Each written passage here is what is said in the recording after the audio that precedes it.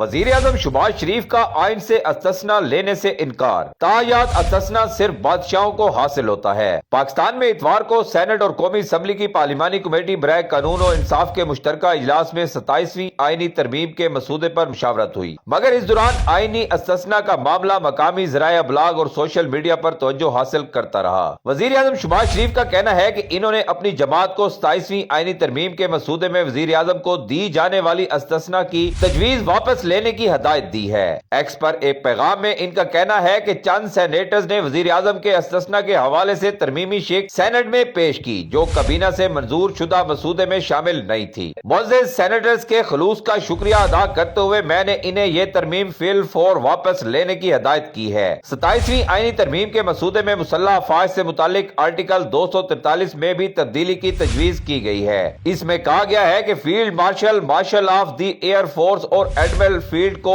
Article 248 میں صدر کی طرح استثنا حاصل ہوگی۔